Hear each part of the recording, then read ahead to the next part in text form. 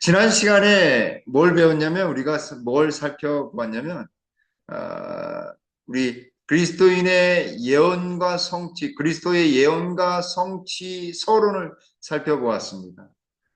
그래서 이제 본격적으로 오늘 예수님께서 어떤 예언들을 통해서 이 땅에서 사셨고 어떻게 생활하셨는지를 조목조목 살펴볼 것인데 그 앞부분이어서 예수님의 족보와 용모와 출생지 및 어떻게 이 땅에서 어떤 취급을 받으셨는지까지 좀 살펴보려고 합니다. 그래서 서론되는 중심 주제가 뭐냐면 주제 성경절이 뭐였냐면 지난주에 요한복음 5장 39절에 예수님께서 말씀하셨습니다. 너희가 성경에서 영생을 얻는 줄 생각하고 성경을 연구하거니와 이 성경이 곧 내게 대하여 증언하는 것이니라 라고 말씀하셨습니다. 예수님께서 이 성경이 누구에 관한 책이라고 이야기하신 거예요? 네, 예수 그리스도이신 그분 당신을 이야기하고 있는 것이다. 증언하는 것이다. 라고 했습니다. 근데 이 성경 말씀을 통해서 무엇을 얻겠다라고 말씀하셨어요? 영생을 얻겠다라고 했습니다.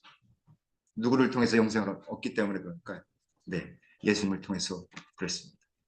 예수님께서 돌아가시고 난 다음에 제자들이 엠마오로 가는 두 제자들이 실망해가지고 찾아가지고 예수님 이제 돌아가셔서 우리가 어떻게 해야 될지 모르겠다. 근데 예수님이 그들한테 가가지고 야, 너 예수님께서 너희들과 함께하고 있을 때 뭐라고 말씀하셨는데 그렇게 어깨가 축 처졌느냐. 그래서 이런저런 성경 말씀 해주셨는데 이렇게 이야기하고 제대로 못 알아들으니까 예수님께서 여기 27절에 예, 모세와 모든 선자의 글로 시작하여 모든 성경에 쓴 바 구약에 있는 당시에는 신약이 없었으니까 구약에 있는 말씀을 하셨겠죠. 그렇죠? 모든 성경에 쓴 바 자기에 관한 것을 자세히 설명하시고 너희들 성경 공부가 잘못됐구나. 예수님께서 십자가에 달려 돌아가시고 난 다음에 며칠 만에 부활하실 것에 대해서 이야기하셨는데 네? 며칠 만에? 3일 만에 했어. 3일 만에 부활하실 것을 이야기하셨는데 너희들 그제서야 눈이 번뜩 뜨이고 그분이 누구시라는 걸 아셨어요. 예수님.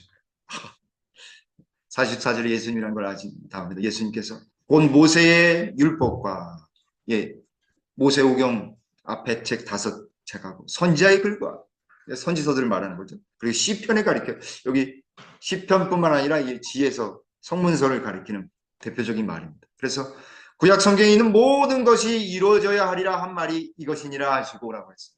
분명히 성취 되겠다라고 하는. 그래서 구약 성경은 예수님이 탄생하기 전에 미리 써놓고 인간을 구원할 그리스도의 모든 전기들을 기록한 책. 예수님에 대한 모든. 그래서 첫 번째 뭘 보냐면 족보. 우리가 성경을 읽으면 창세기 뭐가 나와요? 누구를 낳고 누구 낳고 누구 낳고. 노아 때까지 갑작스럽게 노아 홍수 이전과 이후의 족보가 딱 나옵니다. 왜 그런가? 누가 태어나야 돼? 예수님이 태어나야 돼. 그래서 예수님이 누구의 족속에 셈, 함, 야벳 중에 노아의 아들 중에 셈의 아들이어야 자손이어야 된다라고 하는 것이 예언되어 있습니다. 셈의 종이 되고라고 했습니다. 또 아브라함의 자손이어야 하겠다라고 하셨어요. 아브라함의 자손. 드디어 이 유대인들은 이스라엘 백성들은 아브라함이 자기의 시조다라고 생각합니다. 근데 아브라함에게 언약을 해주셨어요. 노아한테도 무지개 언약을 해주셨지만 분명하게 아브라함에게는 너의 자손을 통해서 복을 누리고 그 씨로 말미암아 천하가 다 복을 누리겠다라고 했습니다. 근데 여기 씨라고 하는 말이 자손이라고 하는 말하고 똑같습니다. 구약의 씨는요 자손은 씨고 여호와의 여기 15절에 22장 창세기 22장 15절에 여호와의 사자가 하늘에서부터 두 번째 아브라함을 불러 이르시되 여호와의 사자는 누구일까? 부조와 선지자에 분명히 나타났어요. 누구일까요? 예수 그리스도입니다. 아들 하나님이에요. 아들 하나님. 아들 하나님께서 아브라함을 불렀어요. 그런 다음에 여기 16절에 보세요. 여호와의 사자가 하늘에서 아브라함을 불렀어요. 그죠? 15절에. 그런데 16절에 보세요. 이르시되 여호와께서 오라고 했어요. 여호와께서. 여호와 하나님이시죠. 15절에는 여호와의 사자라고 했는데 왜 16절에는 여호와께서라고 했을까요? 같은 분이라는 사실을 알 수 있어요. 그런데 왜 여호와의 사자, 여호와의 천사라고 했을까요? 이때는 예수님께서 무슨 직함을 가지고 오셨냐면 천사장의 직함을 가지시고 오셨어요. 그렇기 때문에 여호와의 사자라고 하는 표현을 쓴 것입니다. 내가 너를 가리켜 맹세하노니, 하나님이요 언약을 맺을 때는 맹세하셔요. 모든 것을 책임지시겠다라고 약속해 주십니다. 뭐까지도 책임져 주시겠다라고 하는 거잖아요. 우리의 목숨까지도요. 이때가 언제냐면 아브라함이 아들 이삭을 칼로 딱 들고 찌르려고 하는 그 순간이었습니다. 내가 이같이 행하여 내 아들 내 독생자도 아끼지 아니하였은즉 내가 내게 큰 복을 주고 내 씨가 내 자손이 크게 번성하여 하늘의 별과 같고 바닷가의 모래와 같게 하리니 내 씨가 내 자손이 그 대적의 성문을 차지하니 또 내 씨로 말미암아 천하 만민이 복을 받으리니라고 했습니다. 내가 나의 말을 준행하였습니다. 하나님 말씀 준행하면 어떻게 돼요? 복을 누리게 되는 것입니다. 그래서 아브라함 자손이에요. 아브라함의 자손. 하나님께서 아브라함에게 맹세하셨어요. 이것이 바로 아브라함과 맺은 횃불 언약입니다. 횃불 언약. 자, 이삭의 자손이어야 돼요. 창세기 21장 12절에도 이삭에게서 나는 자라야 내 씨 자손이라 부를 것이라. 이삭 어떻게 얻은 줄 아시죠? 이삭이란 뜻이 무슨 뜻이에요? 웃음이란 뜻입니다. 웃음. 아브라함이 99세 때에 네가 아들을 낳을 것이다. 내년에 아들을 낳자. 그래서 사라가 뒤에서 그걸 듣다가 웃었어요. 하나님 생리라고 하는 거 아세요? 이게 몸에 우리 몸이 아직 아기 날 몸이 아닙니다. 그래서 웃었어요. 사람은 하나님을 비웃었지만 하나님은 아브라함에게 이삭이라는 참다운 웃음 곧 행복을 주셨어요. 하나님 말씀을 지키는 자에게 하나님 언약 안에서는 하나님은요 우리에게 언약을 이루십니다. 놀라운 생명의 이적 보여주셔요. 자, 또 누구냐면 야곱의 자손이어야 돼요. 야곱의 자손을 통해서 예수님이 나타나는 것입니다. 한 별이 야곱에게서 나며 한 규가 이스라엘에게서 일어났어라고 했습니다. 한 별은 누구를 상징하냐면 성경에는 별은요 천사를 상징합니다. 천사를 상징해요. 그래서 예언을 이렇게 해석할 때 별이 나타날 때 뭐였냐면 그게 바로 천사였습니다. 그래서 예수님이 탄생하는데 동방박사들이 별을 보고 왔다라고 했잖아요. 그거는 무슨 별이었어요? 움직이는 별이었는데 천사들의 무리였다고 시대소망이 나와 있습니다. 한번 자세히 한번 읽어보세요. 여기 한규라고 했어요. 한규는 왕이 드는 지팡이를 규라고 합니다. 왕이 태어날 것을 다윗 자손이면서 왕이 될. 그래서 야곱의 자손이면서 유다의 자손이어야 돼요. 유다의 자손. 8절에 이 창세기 49장은 야곱이 죽으면서 유언하면서 축복해 주는 것입니다. 야곱의 축복이라는 노래 아시죠? 야곱의 축복이라는 노래. 그 축복이라는 노래가 여기 창세기 49장에 나오기 때문에 그런 것입니다. 근데 유다에 대하여 이렇게 이야기합니다. 10절에 규가 유다를 떠나지 아니하며 통치의 지팡이가 그 발 사이에서 떠나지 아니하기로 실로가 오기까지 이르니 실로는 메시아를 상징합니다. 그러므로 왕이면서 메시아인 누구예요? 예수님이시죠. 그리고 유다 자손에서 다윗이 태어납니다. 그래서 계속 낳고 계속 낳고 하는 이유가 전에도 한번 이 안식일 설교 말씀에서도 말씀드렸지만 창세기 낳고 지겨워가지고 신약부터 읽어야 되겠다. 마태복음 딱 읽었더니 어때요? 또 낳고 야 이거 성경은 읽으면 안 되는 책이구나 하면서 덮었다고 하는 우스갯소리가 있는데 왜 중요하냐면 이 족보가 예수님의 이 족보가 굉장히 중요하기 때문에 그렇습니다. 히브리 말로 톨레도트라고 하는데 아주 중요하기 때문에 그렇습니다. 드디어 이세의 자손이 이세는 누구의 아버지? 돌을 던진 다윗의 아버지입니다. 이세에 대한 이야기가 예언이 이세의 줄기에서 한 싹이 나며 그 뿌리에서 한 가지가 나서 결실할 것이에요. 열매를 맺을 것이에요. 자손을 통해서 열매를. 그래서 여기 4절에 공의로 가난한 자를 심판하며 정직으로 세상에 겸손한 자를 판단할 것이며 그의 입에 막대기로 세상을 치며 그의 입술의 기운으로 악인을 죽일 것입니다. 공의로 그의 허리를 띠를 삼으며 성실로 그의 몸에 띠를 삼으리라 말씀하셨어요. 예수님의 사명에 대한 이야기입니다. 드디어 이제 이새의 아들 다윗에 대한 이야기. 아까 이새에 대한 이야기하면서 예언되면서 뭐가 나타났어요? 가지가 나타나죠. 그의 아들인 다윗도 가지에 대한. 그래서 예레미야 23장 5절과 6절에 여호와의 말씀이니라 보라 때가 이르리니 내가 다윗에게 한 그냥 가지가 아니라 무슨 가지예요? 의로운 가지. 의로운 가지. 가지는요. 이 족보를 의미하는 가지 친다라고 하잖아요. 그래서 의로운 가지가 날 거지. 그는 왕이고 지혜롭게 다스리고 세상의 의와 공의를 행하시는 분이에요. 구원을 행하실 분. 그의 이름은 여호와 우리의 의라 일컬음을 받을 것이다 라고 되어 있습니다. 자, 본격적으로 예수님이 동정녀 어머니에게서 태어날 것을 이사야 7장 14절에 예언되어 있습니다. 보라 처녀가 잉태하여 아들을 낳을 것이요 그의 이름을 임마누엘이라 하리라 라고 되어 있습니다. 이때가 언제냐면 이사야서에서는 왕이 하나님을 섬기지 않고 하나님을 배반하는 일이 계속 백성들이 하나님을 왕이 그러니까 백성들도 믿었겠어요? 안 믿었겠어요? 안 믿죠. 그러니까 이사야 선지자가 이 예언을 가지고서 왕에게 선포하는 것입니다. 보라 처녀가 잉태하여 아들을 낳을 것이요 그의 이름을 임마누엘이라 하리라.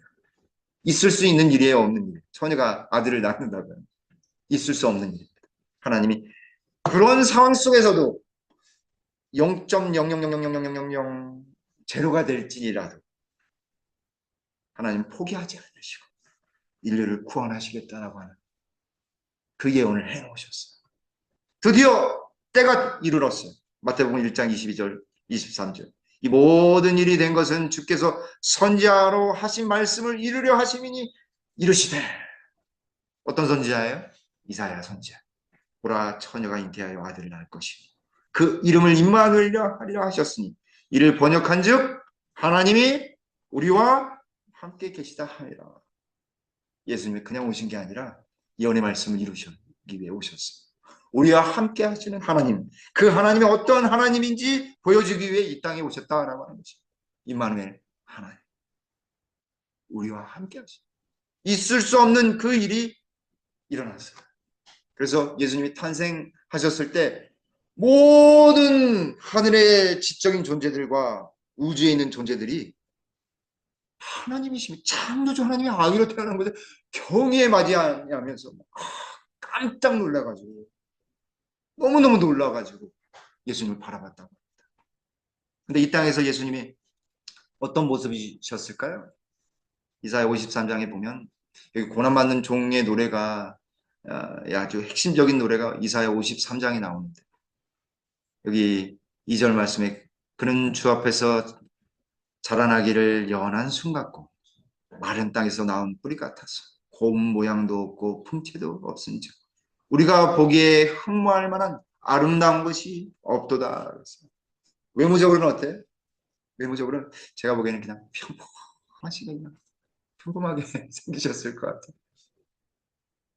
흠모할 만한 외모의 모습이 없다라고 하는 그래서 사진도 성경에는 글로 표현되어 있어요. 14절에서는 그의 모양이 타인보다 상하였고 그의 모습이 사람들보다 상하였습니다. 많은 사람이 그에 대하여 놀랐거니와 라고 있습니다. 어떻게 하나님이신 분이 사람이 되실 수 있을까? 아마 그것에 대해서는 우리가 영원 우리가 연구해야 될 주제가 아닐까. 하늘에 가서도 연구해야 될 주제가 아닐까. 예수님의 출생지도요 예언이 되어 있습니다. 이 베들레헴이 이 에브라다 말고 또 한 곳이 있는데 아주 작은 곳이에요. 그래서 헷갈릴까봐 미가서 5장 2절에는 베들레헴 에브라다야 라고 했어요. 베들레헴 에브라다. 그곳에 탄생할 것이다 라고 예언했습니다. 너는 유다 족속 중에 작은 자라도 이스라엘을 다스릴 자가 내게로 나올 것이라 라고 되어 있습니다. 물론 여기에 더 중요한 말씀이죠. 그의 근본은 상고의 영원에 있느니라 라고 했습니다. 예수님이 그분의 근본이 하늘에 있다라고 하는 사실입니다. 그런데 베들레헴 작은 곳에 태어났습니다. 그래서 누가복음 2장 4절과 5절에 요셉도 다윗의 집 족속이므로 갈릴리 나사렛 동네에서 유대를 향하여 베들레헴이라 하는 다윗의 동네로 이렇게 가서 아기를 출산하는 것입니다. 사실은 나사렛에서 아기를 출산해야 되는데 뭐가 나라에서 나왔냐면 호정령이 나왔어요. 호정령이 나가지고 그거가 아니었으면 헤롯 때문에 헤롯이 3세 이하 아기들은 다 죽이라고 했어요. 하나님은 그것도 이용하셔가지고 빨리 이제 호정령을 통해서 베들레헴으로 옮기셨어요. 근데 이 베들레헴이라고 하는 지명의 히브리 의미는 베트, 집이라는 뜻이고 레헴은 떡이라는 뜻입니다. 떡. 떡집. 영원한 생명의 떡집. 영원한 생명의 떡집. 그 마국간에서 태어나셨습니다. 예수님의 일생이 또 예고가 되어 있습니다. 예수님의 멸시와 순환의 생명. 그래서 이사야 5장 3절 4절에는 포도원 사이에서 심판을 받는다. 이게 재판받는다라고 하는 것입니다. 배척을 당하고 하는 것이죠. 그래서 여기 성취는 마가복음 6장 3절에 예수를 어떻게 했어요? 가족들이 배척했어요. 왜냐하면 누구의 아버지가 누군지 모르니까 배척을 당한 것입니다. 마태복음 27장에는 예수님이 뭘 당했어요? 모욕을 당하셨어요. 왜냐하면 예수님이 이 성전을 헐라 내가 사흘 만에 세우리라 말씀하시니까 이 제사장과 그 사람들이 다 예수님 모욕하면서 야 네가 하나님의 아들이거든. 자기를 구원하고 십자가에서 내려오라고. 성전을 헐어서 다시 사흘 만에 짓겠다고 이야기하지 않았느냐 하면서 희롱하면서 모욕을 주는 것입니다. 근데 사실은 대제사장 서기관 장로들이 오히려 예수님을 알아보고 예수님께 더 이렇게 잘했어야 되는데 오히려 희롱받고 모욕하는 참 너무나 안타까운 일이 벌어지고 말았습니다. 예수님은요 이 땅에서 또 찔리고 상하고 매맞을 것도 예언하셨어요. 이사야 53장 5절 6절 그가 찔림은 우리의 허물 때문에 그가 상함은 우리의 죄악 때문에 그가 징계를 받음으로 우리는 평화를 누리고 그가 채찍에 맞음으로 우리는 나음을 입었다. 옛날에 채찍은요 로마 시대 때 채찍은 그 끝에 가죽 끝을 어떻게 잘 마감해가지고 거기다가 새꼬챙이 얇은 새꼬챙이를 달았어요. 여러 개의 새꼬챙이를 달았어요. 탁 등에 맞으면 어떻게 되겠어요? 박히고 딱 뜯어내면 설정이 다 뜯어내요. 패션 오브 크라이스트에 보면은 아주 리얼하게 나와요. 이 피부가 완전히 너덜너덜하게 핏덩이가 되었어요. 얼마나 아프셨을까. 우리는 막 저는 지난번에 이게 가시가 찔려 여기 손톱 밑에 가시 때문에 막 아파가지고 막 그렇게 했는데 얼마나 아프셨을까. 그 가운데 희롱하고 때리고 그 예언이 되어 있는 것입니다. 실제로 예수님이 침뱉음 당하시고 주먹을 쥐고 손바닥에 채찍질을 당기고 거기다 가시 면류관을 씌웠어요. 정말 예수님이 그냥 확 일어나가지고 니네가 안 되겠다. 한 번에 그렇게 하실 수 있었어요. 그런 능력이 충분히 있으시고 그럼에도 불구하고 우리를 위해 찔리시고 상하시고 매맞으셨어요. 모욕당하셨어요. 제가 이거 조사하면서 다시 연구하면서 예수님 닮아야 된다라고 하는 말씀이 무슨 말씀인지 조금 알게 되었습니다. 부당한 재판과 처우를 받으셨어요. 이사야 53장 7절과 8절 곤욕을 당하여 괴로울 때에도 그의 입을 열지 아니하셨습니다. 마치 도수장으로 끌려가는 어린 양과 덜 깎는 자 앞에서 잠잠한 양같이 그의 입을 열지 아니하였도다. 이런 지혜를 가지신 분이시구나. 아무리 이야기하려고 해도 반박하지 않고 꼭 침묵하시고 당신의 일을 이루시는 예수님의 모습을 통해서 우리가 어떻게 살아야 되고 어떤 마음으로 예수님을 닮아가야 될지를 우리에게 알려주시는구나 라고 하는 것을 기억하게 됩니다. 8절에 그런 곤욕과 신문을 당하고 끌려갔으나 그 세대 중에 누가 생각하기를 그가 살아있는 자들의 땅에서 끊어짐은 죽음을 의미하죠. 마땅히 형벌받을 내 백성의 허물 때문이라. 여기 허물이 잘못 번역이 됐어요. 허물이 아니라 반역죄입니다. 반역죄. 히브리 말로 페샤라고 하는 반역 때문이라. 반역죄 때문이라. 그 그래서 예수님께서 정말 대제사장과 장로들의 고발을 당하셔서 어디에 끌려가셨어요? 빌라도의 법정에 끌려가시고 대제사장의 법정에 끌려가시고 결국 그렇게 부당한 재판을 당하셨어요. 빌라도는 막을 수 있었음에도 불구하고 나는 깨끗하다 손을 씻으면서 나는 모르니까 너네들이 알아서 보내버리자. 예수님의 죽음 속에는 악인과 함께하는 죽음이 예언되어 있습니다. 이사야 53장 9절에 그의 무덤이 악인들과 함께 있었으며 라고 했습니다. 함께. 그래서 예수님이 돌아가실 때에 좌우편에 누가 있었어요? 강도들이 십자가의 강도들이 있었습니다. 그런데 마지막에는 선물을 받으신 것 같아요. 살아생전에는 한 번도 선물 받지 못하시고 그가 죽은 후에 부자와 함께 있었도다라고 이사야 53장 9절에 후반부에 예언되어 있는데 실제로 아리마대 사람 이 부자 요셉이 이 마태복음 27장에 보면 이제 저물어서 예수님이 돌아가시고 난 다음에 빌라도에게 가서 그래도 이제 부자니까 어느 정도 권세가 있을 거 아니에요. 예수님의 시체라도 달라. 시체를 받아서 세마포로 깨끗한 세마포로 싸서 자기가 죽으면 들어갈 그 이 바위로 짠 그 바위 속에 무덤을 만들어 놓은 그곳에 예수님이 오셨습니다. 예수님의 죽음마저도 다 예언이 되어 있는 거예요. 태어나시는 것, 생애하시는 것, 돌아가시는 것까지. 그 속에서 우리가 뭘 믿어야 할까요? 사실 우리의 믿음 너무너무 부족합니다. 너무너무 부족해요. 예수님은 그렇게 우리를 사랑하시고 계속해서 우리를 인도하시려고 하는데 우리의 믿음은 너무너무 부족해요. 사랑하는 성도 여러분, 예수님이 말씀을 이루시면서 모든 것을 이겨내신 것처럼 우리도 그 약속의 말씀을 온전히 믿고 의지한다고 한다면 우리에게 주신 그 예언의 말씀, 재림하시겠다라고 하는 그 말씀 이루어 주실까요? 이루어 주실 것입니다. 그리고 우리의 삶 속에서도 그 말씀이 살아 숨쉬어서 딱 나타나게 될 거예요.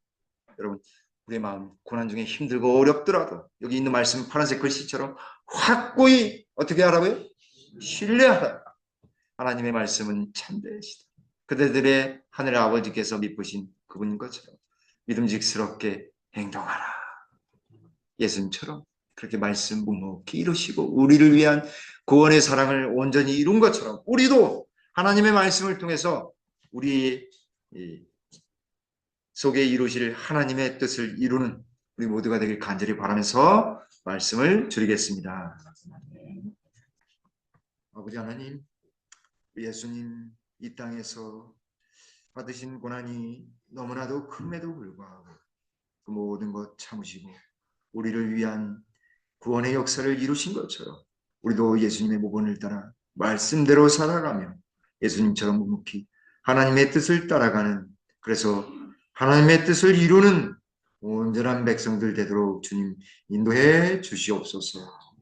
그리하여 날마다 성령을 체험하고 더욱 하늘을 향해 나가는 우리 모두가 되도록 축복해 주시옵기를 우리 구주 예수님의 이름으로 간절히 기도 올리옵나이다. 아멘.